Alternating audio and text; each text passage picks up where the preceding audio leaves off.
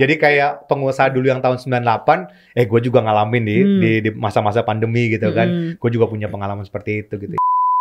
Perusahaan kita dibuat itu 1 bulan setelah PPKM. Sebelum PPKM, Kak. Jadi kita baru jos, gayanya itu kan grand opening gitu kan, tahu-tahu PPKM. Langsung krik. Semuanya ini adalah palsu, saudara-saudara. Kau belum tahu aja di dalamnya seperti Kau belum tahu saja ketika tanduk ini muncul. Jiro lupa ngopi pasti Fatek Podcast. Balik lagi di Ngopi Pasti. Isun jersey-nya baru. Tahu mau pamer. Balik lagi di Ngopi Pasti Fatek Podcast. Kali ini kita kedatangan Om guys. Om bagi duit dong Om. Ikoy. Kita kedatangan Om Ronald. Halo semuanya. Tekan Om kan bener kan? Ya kan, udah putih jenggot gue nih. Ada sugar daddy guys. Om Ronald apa kabar? Halo Eka. Sehat. Ya seperti yang dilihat ya. Aduh, lagi lumayan ribet sih Kak. Cuma kondisi fisik sehat. Puji syukur sehat. Fisik sehat, kayak ada yang tapinya gitu. Iya sih. Karena secara mentally kan kalau lagi sibuk kan kadang-kadang kita nggak bilang sehat kan. Ya, tapi kalau secara fisik ya sehat. Gitu. Fisiknya sehat. Harus semua sehat dong Om. Oh iya, amin. Iya. Fisik sehat, mental sehat, jiwa sehat. Iya, amin. Aduh, gua grogi nih sini Kak. Aduh. Apa sih? Ini kameranya mana sih coba? Tapi mana sih? Ada tiga. Wow. Ini kamera 1. Kalau nggak kuat bisa lambaikan tangan loh. Oke. Kalau yang tengah yang itu. Oh, yang mana? Yang mana? Kalau mau di zoom in nanti ke situ. Suatu kebanggaan banget nih bisa ikut podcast di mana, di Fatek ya. Wah. It's been honor, tahu nggak? Kalau bahasa Inggrisnya gitu tuh. It's been honor. Bisa di sini. Susah banget tau. Om mampir sih Om, kita ngobrol kayak gitu. Sibuk, giliran Ronald bisa isunya COVID. Jadi kita udah sama-sama inilah ya, alumni COVID lah ya. Iya kan? Mengawali dulu. Ceritain dulu lah. Belum dikenalin tau. Iya. Siapa sih ini? Ini ngomong siapa sih? Gitu kan? Bukan Isun yang ngomong ya, Isun diem loh. Siapa sih ini Om? Om Ronald adalah pengusaha di bidang kuliner. Itu yang Isen tahu gitu loh. Cuma selengkapnya biar Om Ronald cerita sendiri, ngebuka diri. Siapa dirinya? Silakan Om. Oke. Perkenalkan diri dulu. Saya juga nggak tahu nih sama Eka diundang podcast ini. Padahal saya bukan siapa-siapa gitu ya. Isun ngincer ini. Oh jadi sebenarnya dia ngundang gua hanya mau makanannya gitu. Oh my god. Ya ketahuan ups kelepasan ups. Gak Om bercanda Om. Ya kan nanti ini Isun yang makan. Siap, semua Isal semuanya nanti kalau kurang nanti ada juga kok di rasain perjuangan. Kita mau ada 100 box gratis. Gila. Oke, gua perkenalin ya. Nama saya Ronald Siahaan. Dari marganya udah kelihatan, saya pasti bukan orang Ambon lah ya. Ya pasti Batak. Apalagi orang Madura. Tapi muka saya katanya bilangnya kayak Ambon, katanya nggak tahu tuh India Ambon gitu dari mana gitu ya. Ya saya salah satu profesi saya adalah sebagai pengusaha di bidang kuliner. Saya juga sebenarnya kerja juga sih, maksudnya juga di bidang perbankan. Saya di BPR juga, tetapi itu karena dari keluarga lah, bisnis keluarga. Nah itu memang sudah ditinggalkan dan bapak saya dari dulu memang sudah usaha itu. Jadi kebetulan saya di Cirebon, gitu ya? Saya melanjutkan. Tetapi saya dari hati yang paling dalam nggak bisa ngelepasin passion ya. Namanya passion tuh nggak bisa saya tinggalkan. Jadi saya tetap boleh saya ngerjain itu, tetapi ya saya harus tetap menjalankan passion saya gitu. Dimana karena kuliah saya, basic saya, pekerjaan saya juga semuanya dari bicara tentang hospitality ya, dari kuliner gitu. Nah akhirnya ya saya membuka dulu awalnya namanya Me Time. Jadi kalau tahun 2014 buka pertama itu di jalan Ampera ya, jadi depannya cuci mobil itu ya. Hmm. Itu dulu tuh masih warung bambu gitu, Kak Eka juga tahu lah kali lah. Pernah nggak sih Kak yang Belum lahir kali Om. Gaya banget. Ya iyalah, kita cuma beda setengah tahun. Ya ampun, setengah tahun banget, 6 bulan ya Om. Ya mungkin yang di Jalan Ampera itu dulu masih warung bambu. Dan konsepnya waktu itu kita masih kayak roti bakar, Indomie gitu Kak, gitu.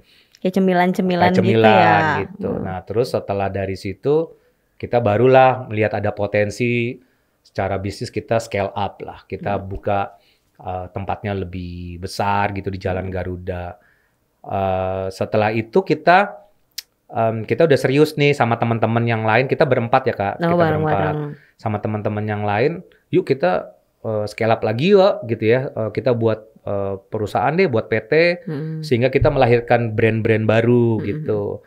Nah sebenarnya ide dasarnya berbisnis ini adalah yuk kita melakukan seperti franchise lah. Jadi bermitra dengan orang yang tidak punya pengetahuan F&B atau kuliner, kita fasilitasi gitu. Gue punya brand nih gitu.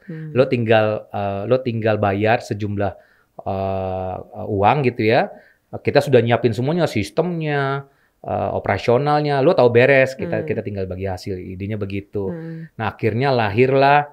Pertama itu sebenarnya To Go dulu. Yang ini To Go. Nah To Go itu sebenarnya basicnya sih sandwiches ya. Nah dia ini konsepnya adalah virtual outlet. Jadi tidak ada outletnya, nggak ada gitu. Jadi memang konsepnya ada seperti ghost kitchen gitu. Jadi ini ditaruh di kantor kami gitu, di Jalan Pembangunan. Nah terus setelah berkembang To Go ini akhirnya kita baru saja sekitar 6 bulanan ya melahirkan lagi brand baru, Rasain. Rasain ini konsepnya sebenarnya konsep makanan tradisional, nasi goreng tek-tek gitu ya, ayam geprek gitu. Cuma dikemas menarik saja, dikemas lebih fresh gitu ya. Terus kita juga mensuplai kayak tentang kebersihannya, safety-nya.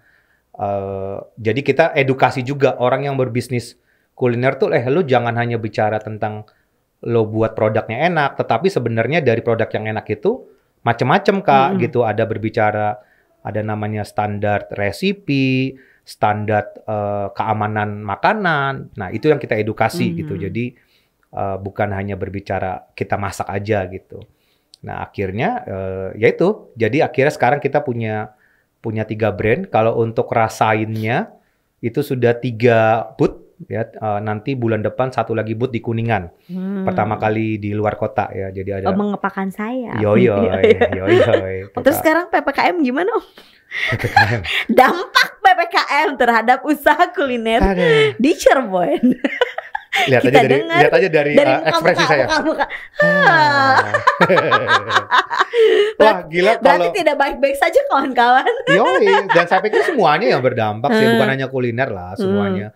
Teman-teman di kuliner brand-brand yang lain juga sama lah pasti ya. Kita juga suka ngobrol catching gimana nih, sharing-sharing gitu ya, sepi gitu ya. Dan memang dampak dari PPKM yang kedua, gelombang kedua ini dampaknya lebih besar lah gitu dibandingkan dampak yang pertama gitu.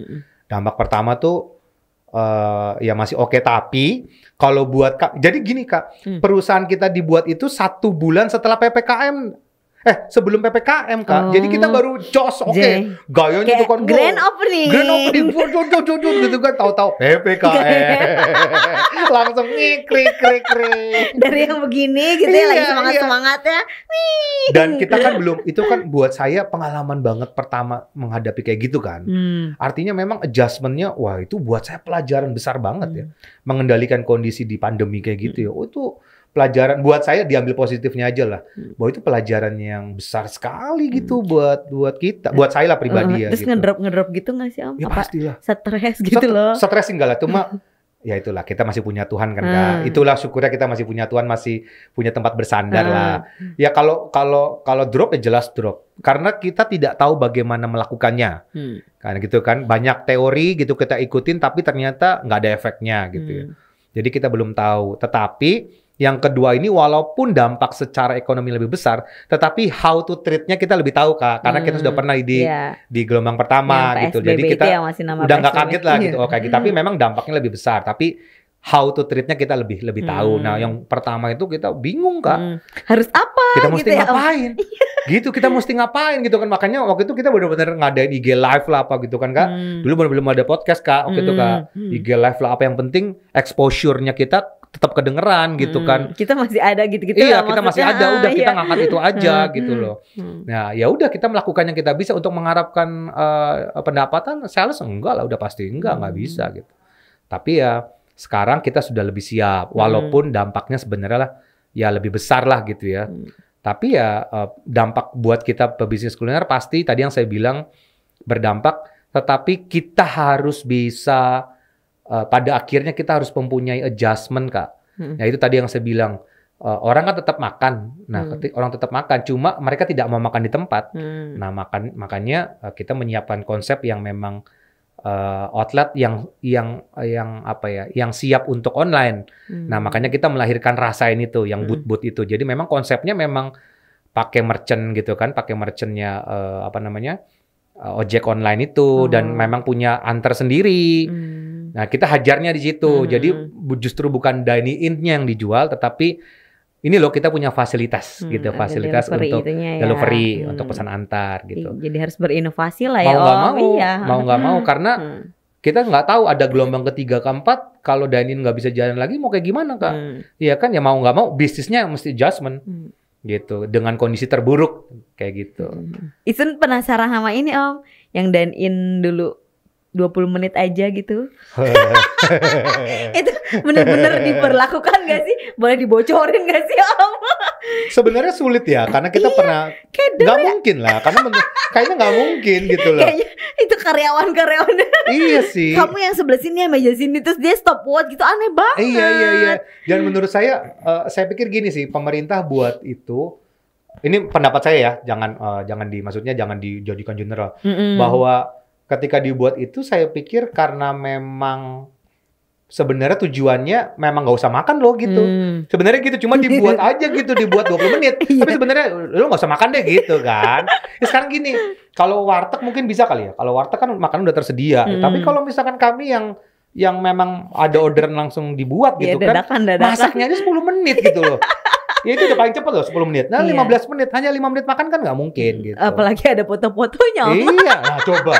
Ada foto-fotonya, hahi-hahinya. Bentar dipoto dulu. Iya, aduh. Udah ujung-ujungnya dibungkus. Itu bertahan berapa lama itu ya? 20 menit ya? Kayaknya seminggu kayaknya. Nggak tahu berapa Seminggu lama sih. Kayaknya nggak lama deh, akhirnya 30 menit gitu kan. Akhirnya nambah gitu kan, udah 30 menit. Aduh, nggak ngerti sih itu kebijakan-kebijakan seperti itu. Jadi akhirnya kita ngakalin gitu. Misalkan kalau di me time tuh kita waktu itu ngakalin aja. Memang udah boleh dan udah Bu, dine in. Tapi 20 menit. Gini aja Bu. Ibu nanti di mobil dulu, kita buatin gitu ya. Nanti kalau sudah selesai, nanti makanan udah di meja, Ibu keluar. Jadi ketika dia proses makan itu, ya dia tinggal makan doang gitu 20 menit. Jadi bukan dalam proses. Iya. Oh iya, oke, senang gitu. Tapi emang kayak gitu ada yang ini, mantau Om? Enggak ada kan? Kalau di Cirebon ya. Iya. Kalau di Cirebon kayaknya enggak sih. Iya, kayak Cirebon itu kayaknya setelah PPKM yang 20 menit itu kayaknya ya, itu kayaknya udah nggak ada. Pengawasan kita di lapangan udah tidak ada lagi. Iya, nggak ada yang nguprak-nguprak gitu loh Om. Semenjak buka tutup ganjil genap, nah itu udah nggak ada, Satpol PP udah nggak ada lagi kok sebenarnya. Udah nggak ada yang patroli keliling gitu. Ya udah nggak ada lagi. Berarti mau nongkrong lama-lama juga nggak apa-apa. Udah nggak ada, iya. Cuma karena memang dibuat seperti itu, karena waktu itu yang cukup ganggu kan lampu mati kan. Lampu jalan dimatikan, itu memang membuat image untuk orang yang memang juga malas keluar. Iya, sih, gelap gitu. banget soalnya, serem, takut ada begal. takut. Tapi gila sih kalau pengalaman menghandle PPKM tuh pengalaman yang tidak akan terlupakan sih Kak. Gitu, seru maksudnya. Ya jadi. Seru sih, aduh gila. Jadi kayak pengusaha dulu yang tahun 98, gue juga ngalamin di masa-masa pandemi gitu kan. Gue juga punya pengalaman seperti itu gitu ya. Kita adjustment, makan di mobil lah, itu kan macam-macamnya tuh. Makan di mobil lah. Kita buat pelayanan untuk tamu makan di mobil gitu kan, kita servis. Pokoknya bener. Inovasi yang kita bisa lakukan, yang penting ujungnya sales aja gitu kan. Itu aja udah. Yang penting Gitu. penjualan. Aduh. Kita sama teman-teman tuh memang passionnya tuh pada akhirnya ya Kak, bukan berbicara tentang berbisnis kulinernya sebenarnya, tetapi how to develop atau membangun orangnya gitu loh Kak. Itu ternyata jadi passionnya kita gitu. Jadi oh ternyata ini ya, karena sorry ya, maksudnya di Cirebon mungkin belum aware dengan permasalahan mendevelop humannya gitu loh, karyawannya gitu ya. Dan saya tuh cukup belajar banyak dari perusahaan-perusahaan saya bekerja dulu, yang memang mereka sebenarnya concern di masalah di human capitalnya, di orangnya gitu loh. Nah, secara tidak langsung sebenarnya ketika kita sedang membangun orang, ya kita sedang membangun kotanya kan Kak. Gitu kan, orang-orang yang ada di kota Cirebonnya gitu kan. Nah, itu sih jadinya walaupun to be honest cukup berat ya Kak, karena memang kita mengubah culture, mengubah kebiasaan gitu kan, yang pada akhirnya kita harus pelan-pelan sekali mengubah karakter yang memang sudah terbentuk dari dulu kan Kak. Nah, akhirnya ya mau tidak mau kami pelan-pelan sekali untuk mendevelop orang-orang ini. Walaupun pada akhirnya orang yang tidak mau berubah culture-nya, ya akhirnya mental Kak. Ya saya juga nggak bisa memuaskan semua orang. Tetapi niat kami bahwa niat kami ingin membangun kamu. Dan itu harus kita kasih tahu tuh Kak. Hey, ketika kamu bekerja di bagian dari Me Time, kita sedang membangun orangnya juga. Kita bukan yang penting profit, yang penting bisnisnya menguntungkan. Enggak, tapi kita membangun orangnya. Dan buat kita tuh itu kayak aduh senang banget ya. Kepuasan tersendiri Kepuasan gitu ya. tersendiri, aduh senang banget ya gitu ya. Walaupun berat itu Kak, berat sekali jujur ya. Tapi memang capeknya kita tuh kerasa gitu ya. Maksudnya kalaupun kita cari karyawan, terutama di human ya, di human resource tuh saya tuh bener-bener harus terfilter banget karena harus satu visi nih. Jadi pas lagi kita meng-hire pasti gue jelasin dulu nih. Ini ya konsep visionnya kita tuh kayak gini ya Me Time ya. Karyawan mau kayak gini. Sepakat nggak? Kalau nggak sepakat nggak apa-apa, it's okay. Karena kan vision jelas dari kami para founder kan gitu kan. Oke Pak, saya paham Pak. Nah, jadi kita stick ya sama itu gitu. Jadi berbicara bisnisnya kami bukan hanya bisnis tentang kulinernya, tetapi bagaimana membangun orangnya sih Kak. Gitu Kak. Ceritain juga jadi bos, pemimpin gitu tuh gimana sih ke karyawan yang baik tuh seperti apa sih Om? Aduh. Saya tuh mungkin Mas Ewing tahu lah ya. Nyuruh gitu loh. Mungkin teman-teman juga tahu saya tuh orang cukup keras ya Kak. Maksudnya karena saya memang karena memang orang Batak kali ya. Isen gak ikut-ikutan. Orang Batak gitu ya. Gampang banget panasnya gitu ya. Reaktif lah isi bahasanya reaktif. Kayak yang meledak-meledak gitu ya. Kreatif gitu. Mindset orang-orang kan gitu tuh kalau orang Batak. Tapi saya cukup berubah ya. Salah satu yang membentuk karakter saya. Kalau saya gini percaya kalau kita tuh setiap orang tuh harus punya pemikiran bahwa kita harus berubah gitu kayak. Even saya pun sebagai seorang saya nggak bisa bilang bos lah ya, leader lah ya, leader dari perusahaan ini dan teman-teman juga harus berubah juga. Karena kadang-kadang kita tuh memaksakan, lu harus bisa maunya gua. Ternyata nggak bisa gitu loh Kak. Iya. Harus di pelan-pelan. Tujuannya begini loh. Nah cara melakukannya gimana? Yuk kita lakukan bareng-bareng ya. Stepnya ini gitu. Jadi kita nggak bisa yang berpikir bahwa orang itu tuh harus bisa apa yang kita lakukan. Ternyata nggak bisa seperti itu. Orang itu background-nya berbeda, edukasinya berbeda, culture-nya berbeda. Ya pelan-pelan kita masukin nilai-nilai itu kemampuannya berbeda gitu. Iya. Jadi ya kalau saya orang yang cukup keras, tapi ketika saya misalkan keras gitu ya terhadap karyawan, biasanya saya akan memberikan value Kak. Gitu ya. Jadi, hey, kenapa saya marah? Kenapa saya keras sama kamu? Karena kamu melakukan hal ini. Ada penjelasannya gitu ya Om. Nah, kalau kamu buat saya tuh bisnis kuliner it's all about bagaimana memuaskan tamu Kak. Itu udah tujuan lah. Maksudnya bagaimana kita kasih yang terbaik buat tamu lah. Nah, ketika berbicara kasih yang terbaik buat tamu, pelanggan, itu kan runtutannya kan banyak kan. Nah, tapi itu menjadi visinya saya sama karyawan. Kalau kamu misalkan melakukan hal yang salah itu, maka akibatnya tamu tidak puas. Nah, saya kasih tujuannya nih, gitu kan. Saya kasih tujuannya. Ingat loh bahwa bahwa tamu yang datang ke kita itu nggak mungkin ujuk-ujuk datang, pasti rezeki dari yang Maha Kuasa kan Kak. Tuhan sudah kasih kita kan. Nah kalau kita tidak memuaskan rezeki yang dari yang Maha Kuasa, masa kita seperti apa ya? Seolah-olah kita kayak nggak bersyukur sama yang Maha Kuasa gitu. Jadi prinsip-prinsip itu yang harus saya masukin Kak. Jadi bukan berbicara, kamu salah. Nggak mau tahu cara kamu salah. Nggak kayak gitu. Tetapi saya kasih tahu value-nya, nilai-nilainya, sehingga mereka paham. Oh iya ya, kalau saya melakukan kesalahan bukan berbicara saya salah saja, tetapi ada tamu yang tidak terpuaskan. Ada juga rezeki yang dikasih dari Tuhan itu kayak kita nggak kasih yang terbaik. Nah gitu. Jadi saya coba cara memimpinnya begitu Kak.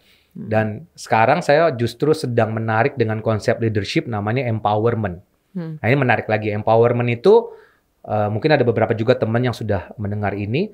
Jadi bagaimana caranya kita memberikan trust gitu ya, memberikan trust kepada kita nyebutnya kawan sekerja, bukan kan kawan sekerja kita gitu ya, bahwa gue tuh kasih kepercayaan sama lo, saya kasih guideline-nya ya, caranya A B C D, oke, lakukan. Kalau misalkan kamu melakukan ada kesalahan, saya koreksi.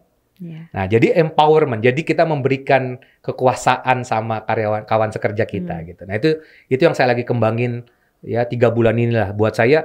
Saya cari baru lagi apa sih konsep yang saya bisa berikan sama karyawan-karyawan gitu. Nah, itu empowerment. Saya lagi coba dan sepertinya itu it works ya.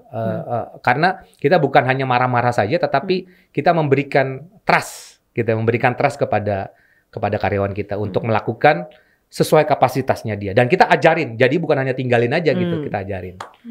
Isen mau ngelamar sih. Jangan. Kenapa sih? Dan semuanya ini adalah palsu, saudara-saudara. Kau belum tahu aja di dalamnya seperti apa. Kau belum tahu saja ketika tanduk ini muncul. Meledaklah semua itu. Tapi proses semuanya proses Kak. Iya. Semuanya Me Time itu yang perusahaannya tuh baru setahun Kak. Jadi saya percaya bahwa culture itu tidak mungkin bisa bentuk setahun 2 tahun. Iyalah, Tapi yang jelas kita punya vision, punya visi. Bangun perusahaannya bukan hanya bangun perusahaan kuliner, tapi memang kita memikirkan secara keseluruhan gitu, membangun orangnya gitu lah, mendevelop human-nya. Gitu. Karena saya percaya banget ya, saya pikir masih jauh lah Indonesia untuk memakai mesin-mesin kayak Jepang gitu ya. Saya pikir bahwa human-nya orang masih di Indonesia masih dibutuhkan sekali gitu kan. Nah, yang menjalankan usaha kita kan siapa? Ya human kan, orangnya kan. Yang harus dibangun apa? Ya human-nya, orangnya, bukan apapun itu. Sistemnya dibuat untuk siapa? Ya buat human, buat orangnya. Nah, kecuali nanti berapa tahun lagi sudah mesin semua, wah kita harus akhirnya kita akan berpikir. Mikir lagi. Iya, mikir lagi. Berarti kan kita harus melakukan yang terbaik gitu kan. Kalau nggak mau digantikan sama mesin.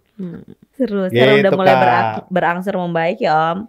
Amin. Mudah-mudahan pelan-pelan ya. Mudah-mudahan makin teman-teman juga UMKM juga ya, yang pedagang di kaki lima juga doa kami sih semuanya juga lancar lah ya gitu. Tapi memang persaingan sekarang gila sih Kak.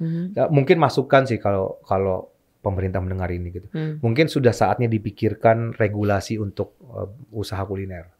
Karena buat saya pada akhirnya too much. Dan ketika too much akhirnya kayak bisnis properti dulu.